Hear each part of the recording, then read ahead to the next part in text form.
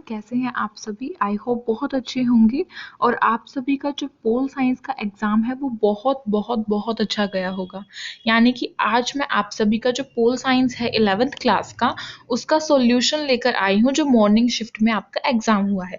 Morning shift यानी कि जो आपका आफ्टरनून में हुआ था, फिर बाद में शाम में मतलब इवनिंग शिफ्ट का होगा, तो वो भी करा देंगे अगर हमारे पास वो अवेलेबल होगा। अभी हमारे पास मॉर्निंग शिफ्ट है तो आप सभी जिन्होंने भी मॉर्निंग शिफ्ट का दिया है उन सभी के लिए बहुत अच्छी बात है कि वो अपने आंसर्स चेक कर लेंगे एंड देन इवनिंग वालों के लिए भी बहुत अच्छी बात है जो अभी एग्जाम देने वाले हैं बिकॉज वो इन क्वेश्चंस को थोड़ा सा देखेंगे तो उनको और ज़्यादा हेल्प हो जाएगी अपने एग्जाम को लेकर। तो देखिए सेम बात यहाँ पे आपको 40 मिनट दिए गए, 40 क्वेश्चंस 50-60 दिए गए थे क्वेश्चंस, ठीक है, 40 मार्क्स के थे वे और 60 दिए गए थे। 60 में से 50 करने थे आप सभी को, 10 की चॉइस थी। वो कैसी थी वो मैं आपको बताती हूँ। 90 मिनट आपको दी गई थी यानी कि 1.5 घंटा। सो कॉमन इंस्ट्रक्शंस हमारी वही हैं कि हमें क्या करना था, हमें अपना जो जो हमारे 3 सेक्शंस हैं हमारे ABCD, उसमें से जो A वाला है यानी कि क, उसमें 24 क्वेश्चन थे और 20 हमें अटेम्प्ट करने थे एंड देन फिर ख वाले में भी सेम वही प्रोसीजर और जो ग है यानी कि C वाला उसमें 12 क्वेश्चंस दिए गए थे और 10 हमें अटेम्प्ट करने थे।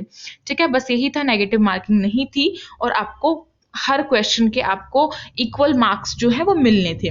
50 क्वेश्चंस आपको करने थे लेकिन वो 60 कैसे बनते, आपकी टीचर उसको 0.80 से इंटू करती यानी कि 0.8 से इंटू करती 50 को, तो आपके 40 नंबर निकल के आते हैं इस तरीके से। तो अब हम क्वेश्चन के बात करते हैं सेक्शन ए की।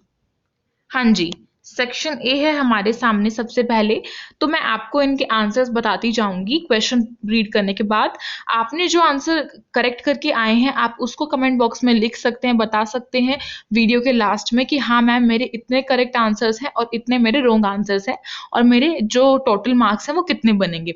ओके, आप 50 में से बताएं या 40 में से बताएं, वो आपकी मर्जी है। ठीक है, तो देखिए क्वेश्चन नंबर आपका फर्स्ट है, आपको क्या दिया गया है, भारत में संविधान संशोधन के विषय में निम्नलिखित में से कौन सा कथन सही नहीं है। इस प्रश्न में हमें दे दिया गया कि जो हमारा भारत का संविधान है उसमें जो संशोधन करना है उसमें से ये जो 4 ऑप्शंस आपको नीचे दिए गए हैं इनमें से कौन सा कथन संशोधन के बारे में सही नहीं है यानी कि गलत है। ऑफ कोर्स गलत ही बताना है। आपका गलत बताना है तो देखिए आपका ऑप्शन नंबर ए है, संविधान संशोधन की प्रक्रिया संसद से ही शुरू होती है। बिल्कुल ये तो सही है, ठीक है, ये गलत नहीं है, ये सही है। सेकंड है, संविधान संशोधन करने के लिए अनुच्छेद 368 में प्रावधान दिया गया है, तो ये भी बिल्कुल करेक्ट है। आपका जो अनुच्छेद 368 है उसमें हमें बिल्कुल साफ साफ बताया गया है संविधान संशोधन करने का जो प्रावधान है वो दिया गया है। फिर जो सी है आपका, संविधान संशोधन को पुष्ट करने के लिए जनमत संग्रह की आवश्यकता होती है, तो ये भी बिल्कुल सही है, जनमत संग्रह की आवश्यकता होती है उसकी पुष्टि करने के लिए। तो डी आपका, संविधान संशोधन विधेयक में राष्ट्रपति को पूर्ण विचार करने का अधिकार नहीं है। अब यहाँ पे नहीं कर दिया, नहीं, ये बिल्कुल गलत है, यानी कि हमें यही सही करना। ऑप्शन नंबर डी हमें करेक्ट होगा बिकॉज हमें गलत बताना था, क्योंकि जो राष्ट्रपति है उसको पुनर्विचार करने की जो अधिकार है वो होता है उसके पास, वो एक बार और विचार कर सकता है कि क्या हमें ये संशोधन करना चाहिए या फिर नहीं। ठीक है, नेक्स्ट क्वेश्चन की बात करते हैं।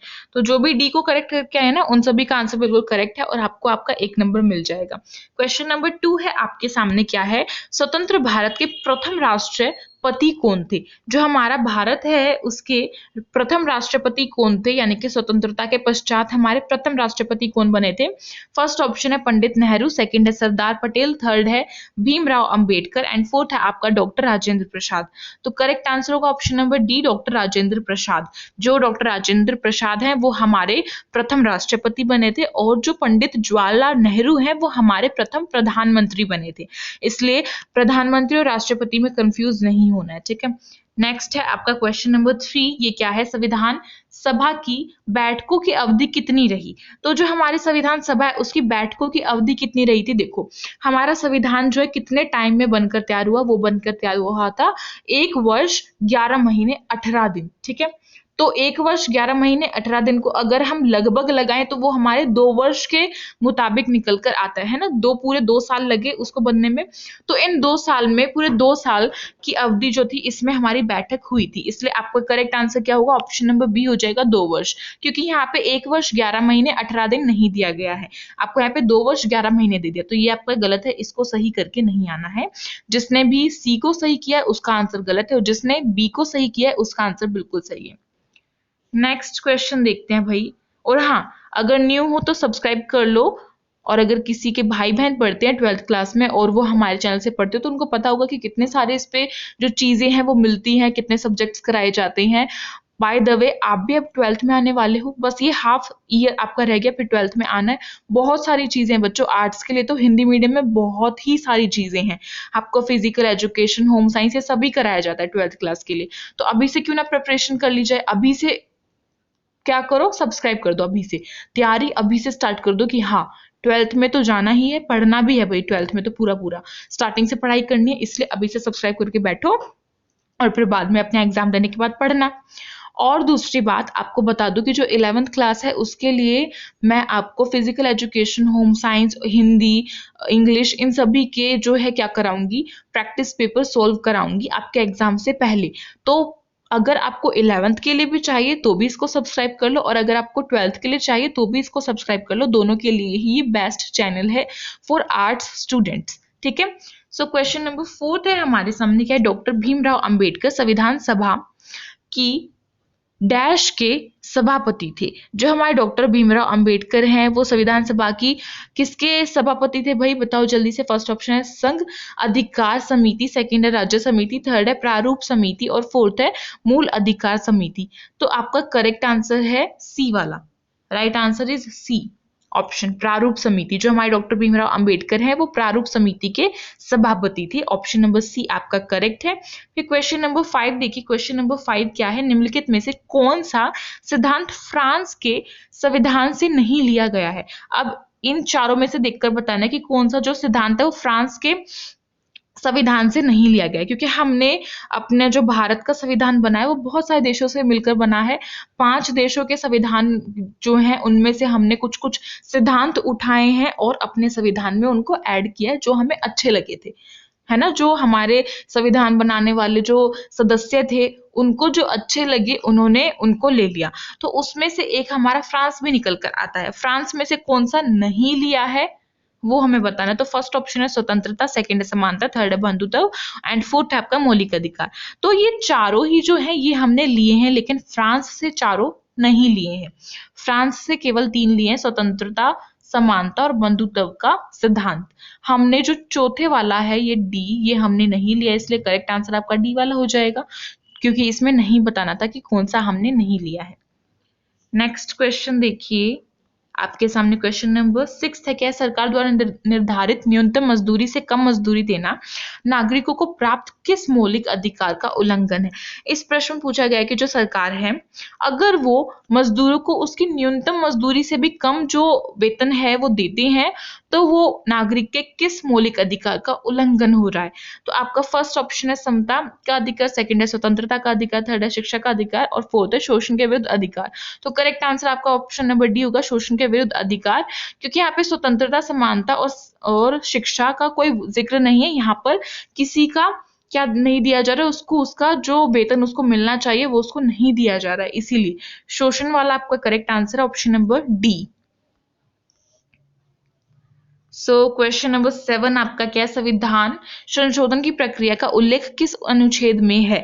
तो किस अनुच्छेद में है मैंने आपको फर्स्ट ही क्वेश्चन में बता दिया था, वो था ऑप्शन नंबर डी में, अनुच्छेद 368 में, इसलिए डी वाला आंसर बिल्कुल करेक्ट है। फिर क्वेश्चन नंबर 8 भी यहीं पे देख लीजिए क्या है? डैश के उपयोग के माध्यम से कोई भी नागरिक चुनाव लड़ने वाले किसी भी उम्मीदवार को वोट नहीं देने का विकल्प चुन सकता है। तो अब हमारे जो चुनाव होते हैं आप सभी को पता है, वोटिंग करने के लिए आपके पेरेंट्स जाते होंगे और जो 18 ईयर से ऊपर के लोग होते हैं वो भी जाते हैं, है ना। तो वो अगर किसी नेता को, किसी पार्टी को अच्छी नहीं लगती है, फिर उसको कोई भी पार्टी अच्छी नहीं लगती और वो किसी को भी वोट नहीं देना चाहते, तो वो किसको वोट देंगे? वो देंगे नोटा को, इसलिए ऑप्शन नंबर ए आपका करेक्ट है, नोटा। नोटा यानी कि हमें इन पार्टियों में से कोई भी पार्टी पसंद नहीं है, ठीक है। तो ए वाला आपका करेक्ट आंसर है। नेक्स्ट क्वेश्चन आपका 9 वाला क्या है, भारतीय संसद का ऊपरी सदन किसे कहा जाता है। तो हमारा जो भारतीय संसद है उसमें हमारे 2 सदन होते हैं, पहला होता है लोकसभा, दूसरा होता है राज्यसभा। जो ऊपरी सदन होती है वो हमारी राज्यसभा वाली होती है, निचली हमारी लोकसभा होती है, ऊपरी राज्यसभा, इसलिए बी वाला आपका करेक्ट आंसर है। नेक्स्ट क्वेश्चन है 10 वाला, क्या है पढ़ते हैं इसको। भारत में निर्वाचन आयुक्त की नियुक्ति किसके द्वारा की जाती है। निर्वाचन आयुक्त मीन्स चुनाव आयुक्त, है ना। चुनाव आयुक्त की नियुक्ति किसके द्वारा की जाती है। फर्स्ट ऑप्शन है भारत के मुख्य न्यायाधीश द्वारा, नहीं। सेकंड है प्रधानमंत्री द्वारा, ये भी नहीं होगा।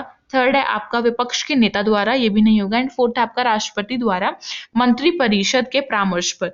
तो आपका फोर्थ ये वाला ऑप्शन बिल्कुल करेक्ट है। तो नीचे ये देखना पड़ेगा ना हमने, नीचे आपका correct answer option number D होगा, केवल फोर्थ वाला, ठीक है। नेक्स्ट क्वेश्चन देखिए भाई, नेक्स्ट है आपका 11 वाला, क्या है ये 11th क्वेश्चन है, संसद द्वारा 74वां संविधान संशोधन कब पारित हुआ। जो हमारा 74वां संशोधन है वो कब पारित हुआ था संसद द्वारा, वो हमारा हुआ था 1992 में, ठीक है। 1992 आपका करेक्ट आंसर है। संसद द्वारा 1992 में पारित हुआ था और पूरे देश पर लागू कब हुआ था, 1993 में। ओके, आपको इनके बीच का डिफरेंस याद होना चाहिए कि कब क्या चीज संसद में पारित हुई थी और कब पूरे देश पर लागू हुई थी। नेक्स्ट क्वेश्चन है 12 वाला, क्या है, पंचायती राज को मजबूत बनाने के लिए संविधान संशोधन द्वारा कुल डैश विषयों को 11वीं अनुसूची में दर्ज किया गया है, ठीक है। तो जो पंचायती राज है उसको मजबूत बनाने के लिए संविधान में संशोधन करके क्या किया गया, कितने विषयों को 11वीं अनुसूची में दर्ज किया गया ये हमें बताना है। तो वो विषय कितने थे टोटल, वो थे 29 यानी कि 29, इसलिए डी वाला आपका करेक्ट आंसर है। नेक्स्ट क्वेश्चन है हमारा 13 वाला, क्या है, पंचायती राज व्यवस्था के त्रिस्तरीय ढांचे में उपरले पायदान पर कौन सी संस्था है। तो जो हमारा उपरला पायदान है पंचायती राज में, उसमें त्रिस्तरीय जो ढांचा है उसमें जो उपरली पायदान है उस पर कौन सी संस्था स्थापित है ये बताइए। देखिए, पहली पायदान और ऊपरली पायदान में डिफरेंस है। पहली पायदान हमारी ग्राम पंचायत वाली होती है, लेकिन ऊपरली पायदान हमारी किसकी होगी, जिला पंचायत की, इसलिए ऑप्शन नंबर आपका सी करेक्ट है, ए वाला नहीं होगा। जिसने ए को किया है उसका रॉन्ग होगा, जिसने सी को किया है उसका करेक्ट होगा।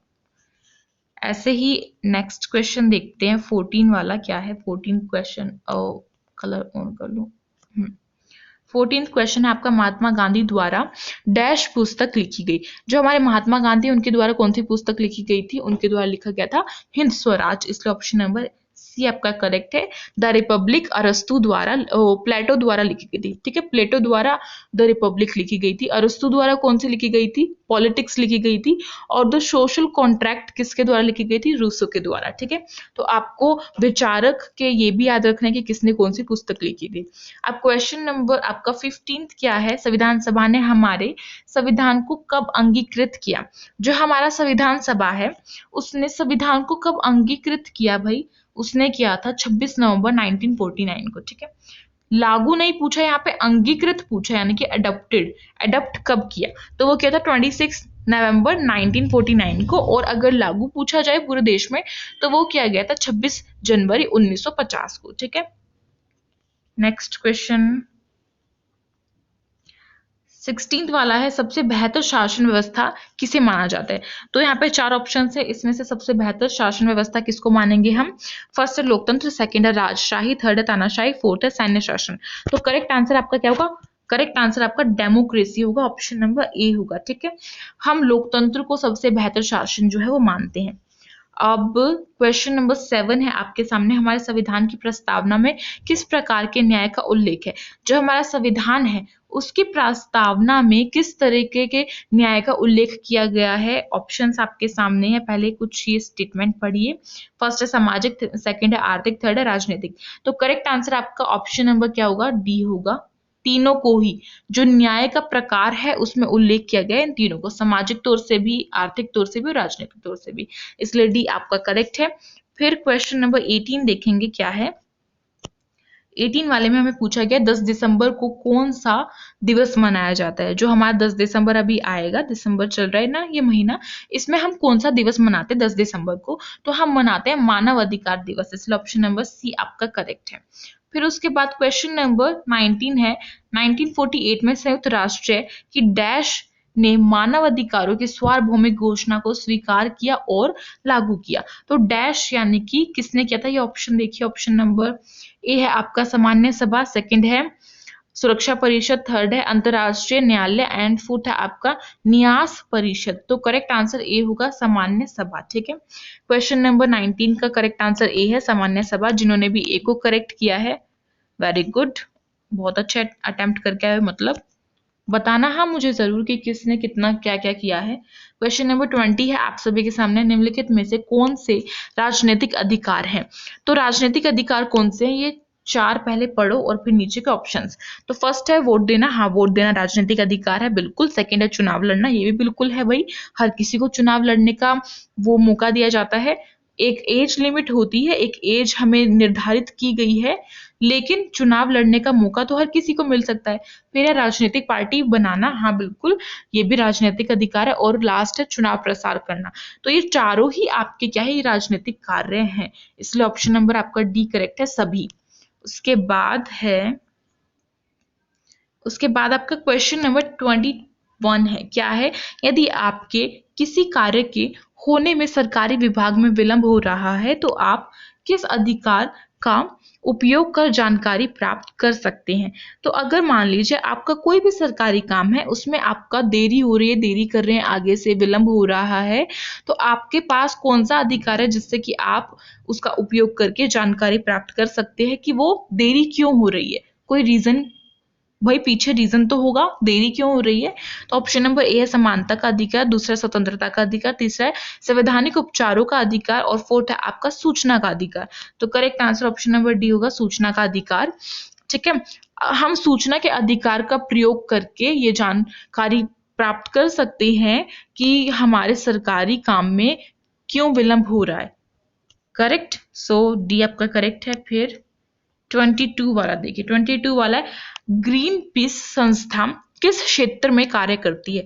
जो हमारी ग्रीन पीस है वो किस क्षेत्र में काम करती है? वो हमारी काम करती है, बताइए बताइए जल्दी से आंसर। वो हमारी काम करती है ऑप्शन नंबर ए, यानी कि पर्यावरण संरक्षण में। ठीक है, पर्यावरण संरक्षण में आप ग्रीन पीस से याद रख सकते हैं, ग्रीन यानी कि ग्रीन, पेड़ पौधों का कलर भी ग्रीन होता है, और पर्यावरण का जो है कलर वो भी ग्रीन होता है, इन्वायरमेंट का कलर भी तो ग्रीन ही होता है, इसीलिए तो पर्यावरण संरक्षण। नेक्स्ट क्वेश्चन देखेंगे, नेक्स्ट आपका क्वेश्चन नंबर 23, औपनिवेशिक शासन के कारण किस महाद्वीप के देशों के विकास की गति बुरी तरह प्रभावित हुई?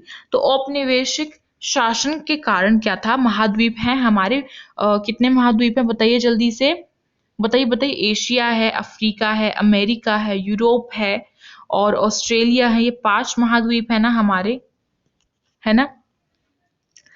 और 5 हैं या 6 हैं? 5 होंगे आई थिंक, मेरे को पक्का नहीं पता, आप कमेंट में बताइएगा, मेरे को याद नहीं आ रहा अभी। ठीक है, तो जो हमारा औपनिवेशिक शासन है उसके कारण महाद्वीप के देशों में किन में जो विकास है उसकी गति पर बुरा प्रभाव पड़ा? तो ऑप्शन नंबर ए है एशिया, सेकंड है अफ्रीका, थर्ड है उत्तरी अमेरिका। तो आपके ये तीनों ही करेक्ट है, इन तीनों पर ही बुरी तरीके से प्रभाव पड़ा था, इसलिए ऑप्शन नंबर डी करेक्ट है सभी।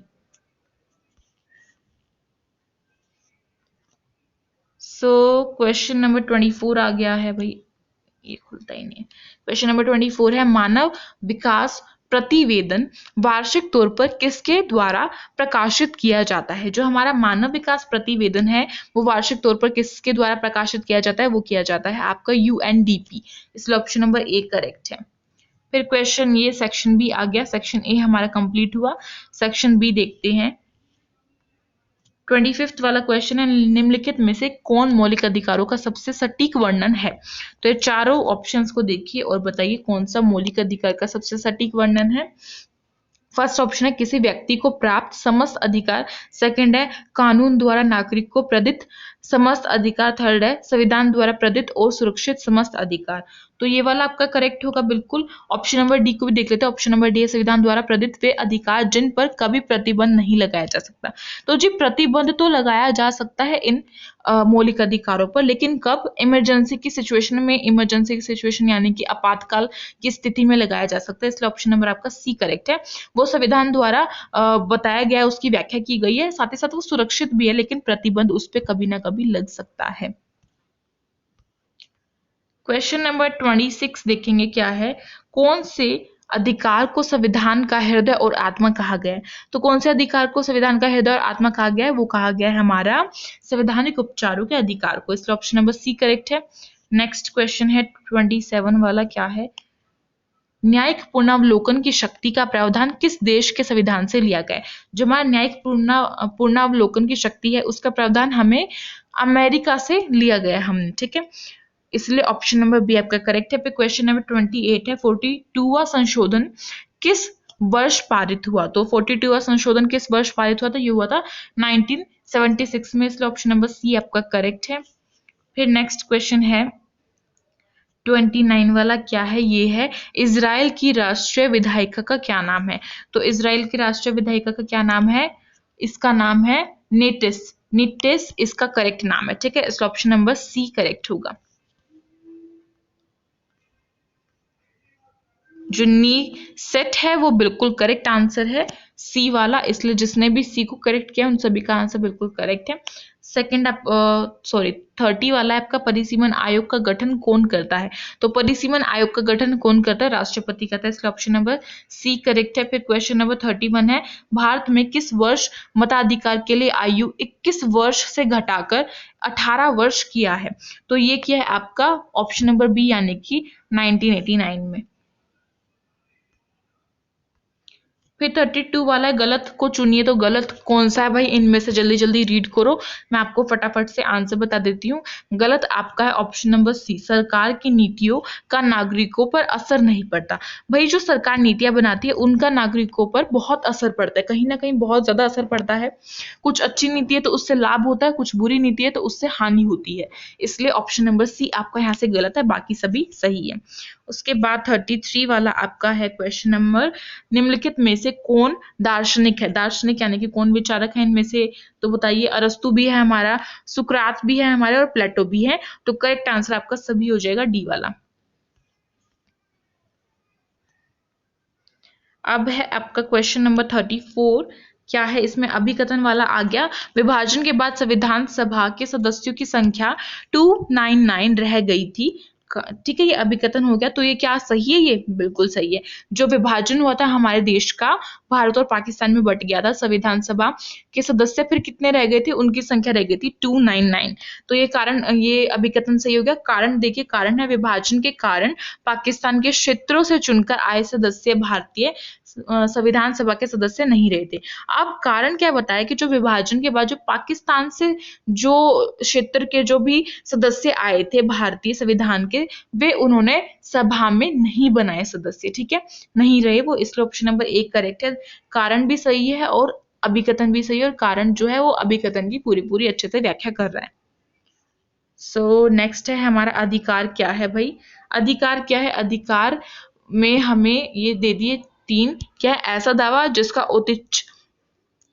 औचित्य सिद्ध हो। दूसरा है ऐसा हक जिसे जिन्हें समाज में मान्यता प्राप्त हो। तीसरा है ऐसी मांगे जो श्रेष्ठ मानव विकास के लिए अत्यंत आवश्यक हो। तो क्या कौन सा करेक्ट होगा? नीचे ऑप्शंस है, देखिए। करेक्ट आंसर आपका ऑप्शन नंबर डी होगा, सभी, क्योंकि वे तीनों ही चीजें जो अधिकार है वो तीनों के बारे में सही बता रहा है। इसलिए ऑप्शन नंबर डी करेक्ट है।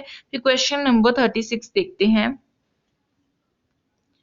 क्वेश्चन नंबर 36 है, अरे हाँ, क्वेश्चन नंबर 36 है, नागरिक स्वतंत्रता के अर्थ में सम्मिलित है। जो हमारी नागरिक स्वतंत्रता है उसके अर्थ में क्या सम्मिलित है? फर्स्ट है विचारों की स्वतंत्र अभिव्यक्ति, सेकंड है असहमति प्रकट करने का अधिकार। तो क्या आंसर करेक्ट होगा? आंसर होगा ऑप्शन नंबर सी, ए व सेकंड दोनों, यानी कि फर्स्ट और सेकंड दोनों ही सही है। इसलिए ऑप्शन नंबर आपका सी करेक्ट है।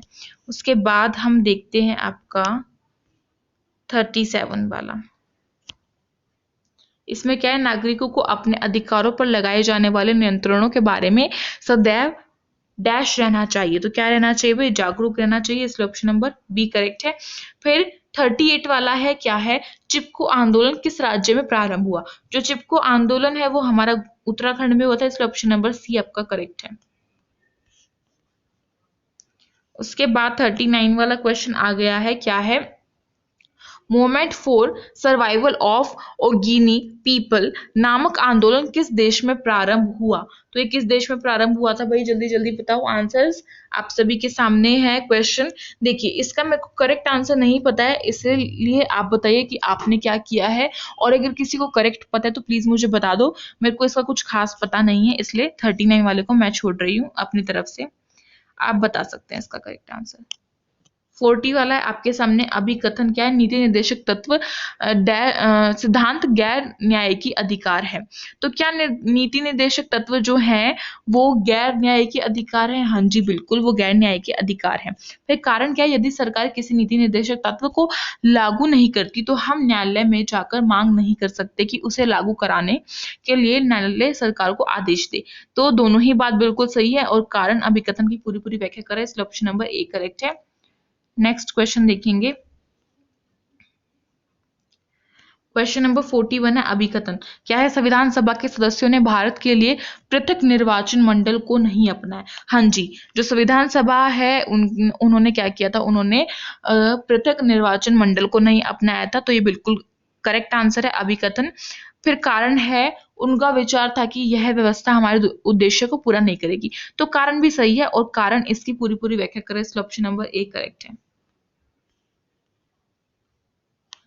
उसके बाद आपका 42 वाला क्या है, इसमें अभिकथन है, कारण है, अभिकथन है, राजनीतिक सिद्धांत हम सभी के लिए प्रासंगिक है। तो हाँ जी ये बिल्कुल सही है। कारण क्या है, राजनीतिक सिद्धांत से हमारा विचार परिकृष्ट होते हैं और हम प्रभावी तरीके से संप्रेषण कर पाते हैं। तो करेक्ट आंसर क्या होगा, ऑप्शन नंबर ए होगा, क्योंकि जो अभिकथन है और कारण है दोनों सही है, और कारण अभिकथन की पूरी पूरी व्याख्या कर रहा है।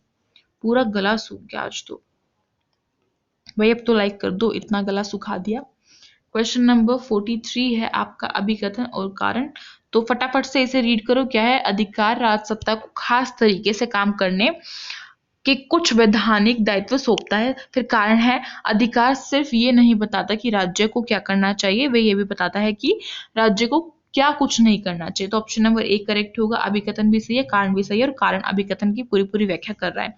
फिर क्वेश्चन नंबर 44 देख लो, ये है वर्ल्ड वाइल्ड लाइफ फंड का संबंध निम्न में से किससे है। तो जो वर्ल्ड वाइल्ड लाइफ फंड है उसका संबंध हमारा किससे होगा, उसका होगा हमारा ऑप्शन नंबर सी, यानी कि पर्यावरण व अन्य जीवों के संरक्षण से, इसलिए ऑप्शन नंबर आपका सी करेक्ट है। क्वेश्चन नंबर 45 क्या है, 45 है अभिकथन और कारण। अभिकथन है आपका, एशिया और अफ्रीका के बहुत से देशों के निवासियों का जीवन स्तर निम्न है। कारण बताया, एशिया और अफ्रीका के बहुत से देशों में शिक्षा, चिकित्सा और अन्य सुविधाएं काफी कम है, इसलिए दोनों ही सही है, कारण भी सही है, अभिकथन भी सही है। कारण अभिकथन की पूरी पूरी व्याख्या करें तो ए आंसर आपका करेक्ट हो जाएगा। फिर 46 वाला देखो, 46 वाला आपका क्या है, निम्नलिखित में से कौन एक आदर्श विकास परियोजना की विशेषता है। तो आदर्श विकास परियोजना की विशेषता क्या है, टिकाऊ भी है, न्यायपूर्ण भी और लोकतांत्रिक सहभागिता भी, इसलिए सभी वाला आपका करेक्ट है, डी। नेक्स्ट क्वेश्चन देखेंगे, क्वेश्चन नंबर 47 क्या है ये, 47 आपका, भारतीय संविधान में मौलिक अधिकारों के अंतर्गत दिए गए सांस्कृतिक और शैक्षिक अधिकारों में क्या क्या सम्मिलित हैं। तो ऑप्शन नंबर तो स्टेटमेंट है, पहले अल्पसंख्यकों की भाषा और संस्कृति के संरक्षण का अधिकार, सेकंड है अल्पसंख्यकों के शैक्षिक संस्था स्थापित करने का अधिकार, थर्ड है धार्मिक मसलों का प्रबंधन। तो आपका क्या करेक्ट होगा, ऑप्शन नंबर आपका करेक्ट होगा फर्स्ट एंड सेकेंड बी वाला, क्योंकि यहाँ पे धार्मिक का तो कोई वो आएगा ही नहीं, इसलिए बी वाला आपका करेक्ट है, फर्स्ट एंड सेकेंड बोथ। 48 वाला आपका, संपत्ति का अधिकार मौलिक अधिकार की सूची में कब बाहर निकाल दिया गया, यानी कि हटा दिया गया, वो निकाला गया था आपका 1978 में, इसलिए ऑप्शन नंबर बी करेक्ट है। उसके बाद सेक्शन सी आ गया हमारा, ओनली 10 क्वेश्चंस अटेम्प्ट करने थे ना, इसमें कार्टून भी आएंगे। तो क्या है, पहला आपका नीचे दिए गए चित्र को देखिए और बताइए। तो क्वेश्चन पढ़ते हैं। सबसे पहले है, चित्र के बीच में खड़ा व्यक्ति क्या करने का प्रयास कर रहा है। तो ये जो हमारे खड़े हैं ये क्या करने का प्रयास कर रहे हैं, जिसके 2 चेहरे दिखाए हुए हैं। तो ऑप्शंस देखिए, ऑप्शन है आपके धुन बजाने में सहायता कर रहे हैं, दोनों पक्षों के विचार पर ध्यान नहीं दे रहे हैं। थर्ड है अलग अलग आकांक्षाओं के बीच सामंजस्य बैठाने का प्रयास करें। तो ऑप्शन नंबर आपका सी करेक्ट होगा, इसीलिए ये सी वाला करेक्ट है। क्योंकि यहाँ पे ये जो ज्वाला नेहरू दिखाए गए हैं, दोनों ही जो अलग अलग पक्ष हैं उनके बीच में सामंजस्य जो है वो बैठा रहे हैं, उनकी आकांक्षाओं को पूरा करने की कोशिश करें, दोनों के बीच में ही सामंजस्य बैठा रहे हैं, इसलिए ऑप्शन नंबर सी करेक्ट है। फिर ये दृष्टि बाधित वाले क्वेश्चंस का तो हमें क्या करना, और 50 वाला देखिए। 50 वाला नीचे दिए गए चित्र को ध्यान से देखें और दिए गए प्रश्न का उत्तर दें। तो ये चित्र है आप सभी के सामने, इसे ध्यान से देखिए और यहाँ पे कुछ बात लिखी गई है, इसे एक बार आप रीड कर लीजिए। मैं सीधे क्वेश्चन रीड कर रही हूँ। तो इसमें पूछा गया, इस कार्टून में नेताजी चिंतित नजर क्यों आ रहे हैं। तो फर्स्ट ऑप्शन है आपका, निर्वाचन आयोग ने उन शक्तियों का और भी प्रभावशाली ढंग से प्रयोग करना शुरू कर दिया है जो उसे संविधान में पहले से ही प्राप्त है। तो ऑप्शन नंबर आपका एक करेक्ट है, क्योंकि ऊपर की बातें जो आपने पढ़ी होंगी आपको साफ पता चल रहा होगा उससे कि जो भी भाई अब बहुत कठिन चुनाव जो है वो अपना लिया है, हर चीज आपकी क्या हो गई, भ्रष्टाचार खत्म हो गया है। देखिए इसमें पढ़ा आपने क्या, संविधान, चुनाव जीतना मुश्किल कम होने वाला है, अब नई आचार संहिता, सही और स्वच्छ मतदान तथा कड़े अनुशासन जैसी मुसीबतों को झेलना पड़ेगा। ठीक है, इसलिए ऑप्शन नंबर आपका कौन सा करेक्ट था, ए। फिर है आपका क्वेश्चन नंबर 51। देखिए इसमें ना कुछ क्लियर नहीं हो रहा है, इस कार्टून में इसमें मुझे कुछ क्लियर नहीं दिख रहा है, आपको बुक में चेक करेंगे तो आपको पता चल जाएगा, तो इसलिए मैं इसको छोड़ रही हूँ। फिर आप देखिए, आपको ये दिया गया है, एक पैराग्राफ है, ठीक है, इसको आप एक बार रीड कर लीजिए, फटाफट से रीड कीजिए, वीडियो को पॉज करना है और रीड करना है। आई होप कर लिया होगा। तो क्वेश्चन देखो भाई, क्वेश्चन आपसे पूछा गया है, पैरा में से ही पूछा जाता है, जो आपको पैराग्राफ दिया जाता है उसी में से पूछा जाता है। क्वेश्चन आपका 52 वाला कमेंट क्या है, इसमें जो हमारा कॉन्स्टिट्यूशन ऑफ इंडिया बिल है ये किस वर्ष आया था। जो हमारा कॉन्स्टिट्यूशन ऑफ इंडियन बिल है ये हमारा आया था, बताइए जल्दी से, ये हमारा था 1895 में, इसलिए ऑप्शन नंबर आपका सी करेक्ट है। फिर उसके बाद 53 वाला नागरिकता की धारणा के संदर्भ में मोतीलाल नेहरू रिपोर्ट किस वर्ष आए, वो आए थे 1928 में। दोनों ही आपको सन जो है वो आपके पैराग्राफ में आपको मिल जाएंगे, आपको रीड करना है अच्छे से। 54 वाला आपका मोतीलाल नेहरू रिपोर्ट में लोकसभा के लिए मतदान करने की आयु कितनी प्रस्तावित की थी, 21 वर्ष की थी, इसलिए डी करेक्ट है, आपको पैरा मिल जाएगा ये भी। फिर है 55 वाला, वर्तमान में भारत में आम चुनाव में मतदान के लिए न्यूनतम आयु कितनी है, वो है आप आज की 18 वर्ष। अब हम 18 वर्ष के बाद या 18 वर्ष के होकर ही वोट देने जाते हैं, तो इसलिए 18 वाला आपका करेक्ट आंसर है। फिर उसके बाद आपका दोबारा से आ गया है पैरा, तो इसे पढ़िए, जल्दी से रीड कीजिए, वीडियो को पॉज करके नीचे का भी देख लीजिए, फिर इंग्लिश में देख लीजिए। और अब देखिए क्वेश्चन है आपका, जो इंटरनेट का इस्तेमाल करने वाले के लिए अंग्रेजी भाषा में कौन सा शब्द का उपयोग किया गया है। तो कौन से शब्द का उपयोग किया गया है, बताइए जल्दी से। जो ऑप्शन नंबर सी है, निटिजन, इसका उपयोग किया गया है। ऊपर आपने पैराग्राफ पढ़ा होगा तो आपको पता होगा। 57 है आपका, भविष्य में इंटरनेट द्वारा व्यापार में डैश तय है। तो क्या है, व्यापार में बढ़ोतरी तय है, इसलिए ऑप्शन नंबर ए करेक्ट है आपका। नेक्स्ट क्वेश्चन देखते हैं। नेक्स्ट आपका 58 वाला है, क्या बोल रहा है, इंटरनेट के उपयोग ने पर्यावरण की रक्षा के लिए सक्रिय कार्यकर्ताओं का आपस में तालमेल डैश किया है। तो क्या किया गया है, आपस में आसान कर दिया इंटरनेट के द्वारा, अब हर चीज जो है वो आसान हो गई है, कार्यकर्ताओं का आपस में तालमेल भी बहुत आसान हो गया, इसलिए ऑप्शन नंबर आपका ए करेक्ट है। फिर 59 वाला है, निम्नलिखित में से कौन सा एक सोशल मीडिया प्लेटफॉर्म है। तो फर्स्ट है व्हाट्सएप, सेकेंड है फेसबुक, थर्ड है इंस्टाग्राम। तो ये तीनों ही हमारे क्या है, ये एक सोशल मीडिया प्लेटफॉर्म है, इसलिए ऑप्शन नंबर आपका डी करेक्ट है। और फिर लास्ट क्वेश्चन आपका 60 वाला है, क्या है भाई, इंटरनेट का प्रयोग करते समय निम्नलिखित में से क्या महत्वपूर्ण है? फर्स्ट ऑप्शन है व्यक्तिगत जानकारी की सुरक्षा, सेकंड है व्यक्तिगत गोपनीयता। तो करेक्ट आंसर क्या होगा? ऑप्शन नंबर सी होगा, ए एंड बी बोथ, दोनों ही सही है। व्यक्तिगत जानकारी की सुरक्षा भी होनी चाहिए और व्यक्तिगत गोपनीय, ये दोनों ही चीजें बहुत इंपॉर्टेंट है, महत्वपूर्ण है। ठीक है, तो यहाँ से आपका जो आज का आपका 1 दिसंबर को पोल साइंस का एग्जाम होता है 11th क्लास का, उसका पूरा पूरा सॉल्यूशन वीडियो था। आपको अच्छा लगा तो प्लीज इसे लाइक करिएगा, अपने फ्रेंड्स में शेयर करिएगा और कमेंट करके बताइएगा कि आपके कितने क्वेश्चंस ठीक हुए, कितने गलत हैं, कितने आपके मार्क्स आ रहे हैं। और साथ ही साथ ये बताइएगा कि आपको वीडियो कैसी लगी, हेल्पफुल रही हो तो प्लीज प्लीज प्लीज कमेंट करके जरूर बताना। और साथ ही साथ हमारे टेलीग्राम ग्रुप को ज्वाइन कर लो, यूनिक क्लासेस के नाम से है, इंस्टाग्राम भी हमारा यूनिक क्लासेस के नाम से है। प्लीज इन दोनों को जाकर ज्वाइन कर लो, फॉलो कर लो। और हाँ, चैनल को सब्सक्राइब कर लो अगर न्यू स्टूडेंट हो तो। आप सभी को आगे बहुत कुछ मिलने वाला है। ठीक है, तो फटाफट से सब्सक्राइब करो, बेल आइकन को प्रेस करो। Thank you so much.